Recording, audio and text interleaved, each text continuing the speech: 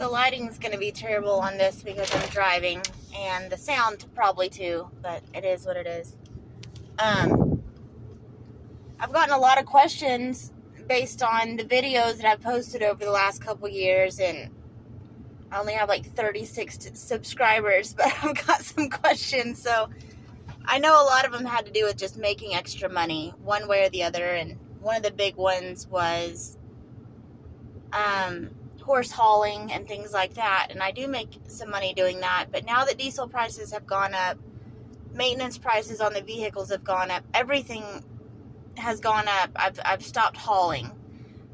Insurance prices, all of it, everything's gone up. I've stopped hauling. It really got to where, as a private hauler, someone who was direct location to direct location, who didn't stack our trailer, who didn't stop at 100 different stops for 100 different people, and basically was direct location to direct location, private transfer. It was already expensive because it was private transfer, but then it became even more expensive, and people are just struggling right now. So, including me. I mean, I wasn't wanting to put the extra miles on my vehicle and then take the risk of having to buy another vehicle with interest rates as high as they are, because unless you can pay cash for another truck or another trailer, then you are going to be paying a higher interest rate right now than you were 3 years ago. So it just didn't make sense to continue to do that. I know a lot of people are trying to make extra money now more than ever, and I've been running barrels quite a bit, and I had a lady say, how in the world are you affording to do this?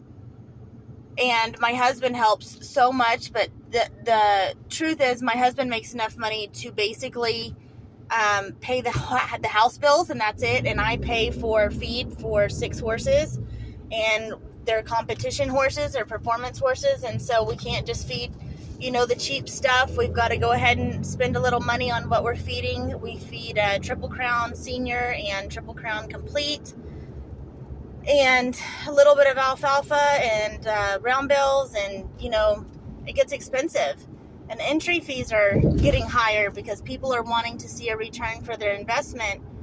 And so they've started making a lot of these races or high stakes races or even little stakes races where the entry fees are like $150 versus $500. And I participate in at least 3 or 4 of those races a month, and I appreciate how much they pay when you get lucky and hit a spot. But the truth is, when you're competing at that high of a level, whether you're pro rodeoing or going to these UPRA rodeos, and amateur rodeos, which I swear are just as tough as the pro rodeos because they don't pay as many places as the pro rodeos do, or you're going to your local jackpot and you're running in these high stakes, jackpots, it gets hard to afford. And the thing is nobody's running junk at any of that. You can have a really nice horse, but the chances of you getting a check, if they're paying top 3 or 4 or 5 or 10, chances are there's just as many tough people there. And you can make great runs and still not get paid for them. So I had a lady ask me, like, how in the world are you doing this? And I wanted to share that with you guys because I figured there's room for everybody. And not everybody's going to get a hold of this. Not everybody's going to understand that this is how the world works. And they're not going to support it, but I'm just going to come out and say it. Those sport boots that you are buying, those fly boots that you're buying, the shoe flies, your professional choice sport boots, your split boots, your overreach boots, your fly sheets, your fly masks, all this stuff that you spend money on during the summer right now, you can buy wholesale prices at Temu or Alibaba, whatever you want to call it. It's China. You can buy from China, Taiwan, India for literally a tenth of the cost, you guys. And most of it has free shipping. Temu, I get free shipping. I don't pay shipping. I get it within 7 to 10 days of the order. And then I just turn around and I sell it to people who are afraid of these apps, And they are afraid to buy online from these apps because they've heard bad things about them. And I price them at half what they can buy at the store, but still 5 times more than I purchase them on these sites. And people pay for it because they're not having to put their credit card information in the app. They're not having to take that risk of getting hacked or whatever it is that they think is going to happen. And so I'm doing really good right now flipping product. And it's product that we need right now. Fly sheets, fly masks, fly boots, things like that. But they go even further on Temu. They go even further on Alibaba, to the point that I don't think people realize when you see all these people popping up with these tack lines, these breast collars, these sport boots, you know, it doesn't even matter what discipline, English, Western, does not even matter. When you see like, so-and-so just came out with a tack line. How did she do that? Bro, she literally bought it. She ordered a whole bunch of it from China, okay? And she paid them to put her logo on them, or their business logo on them, their patch on them, and now all of a sudden they have a tack line, and they're turning around and they're shipping it out of a U.S. location, and they're making you think it came from here. And it didn't come from here. You can buy the same thing as Classic Equine on Temu, splint boots and overreach boots for a quarter of the price. And then turn around and flip them to people who are scared to put their information in there. And it's the same thing. These companies that have these, there are few and far between that are actually American made, and you'll know which ones they are because they're priced higher than the other brands, because everything is more expensive in the United States, even if it was made here, because of a whole bunch of different reasons, some ethical or unethical, I should say, and others. But basically what it comes down to is other people, other countries, some of them do not have labor laws. They do not have what are those, unions. They don't have anything like that.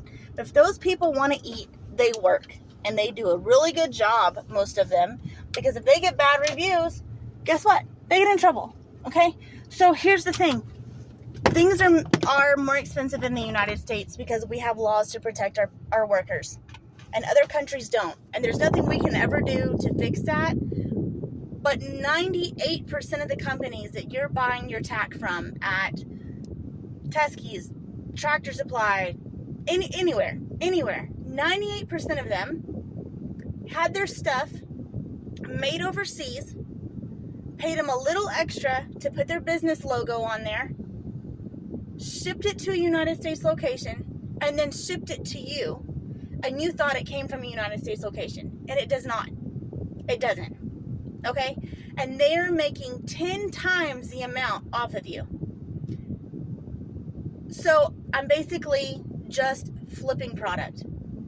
And if I wanted to throw my logo on there, I guess I could, and I could claim to have my own tack line. I'm not doing that because I don't care about that.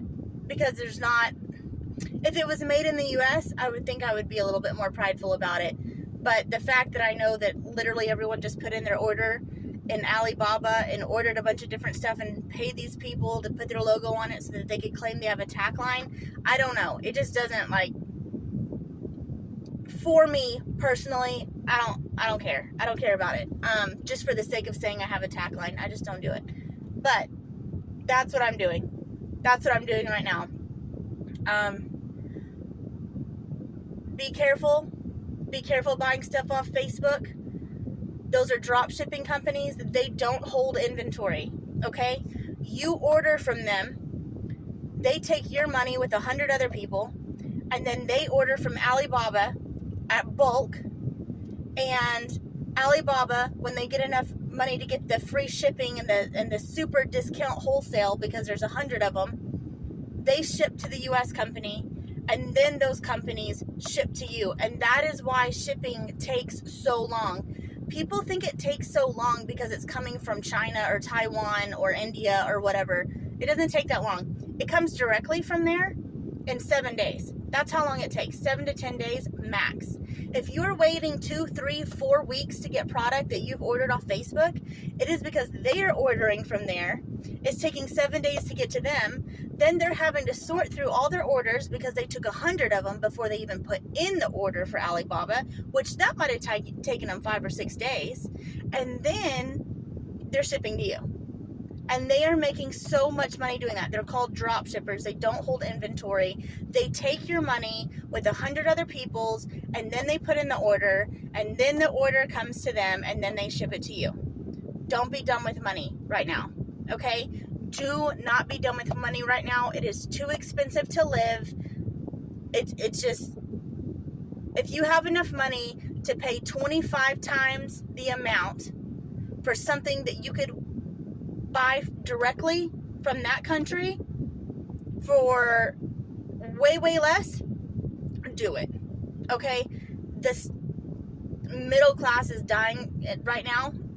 And so if you can make a side hustle out of flipping product, that's what I'm doing. And I'm going every weekend. And my horses are being bedded, and my horses are fat. And if feed goes up from $16 a bag to $32 a bag, which is what I'm paying right now, so be it. I'll pay it. I can pay it because of this side hustle. I have quit putting miles on my truck and trailer. I have almost quit taking in outside horses. I might take in one here or there. This is what I'm doing. So I just wanted to share that with you guys because I know everybody's struggling to make ends meet, and this is what I'm doing.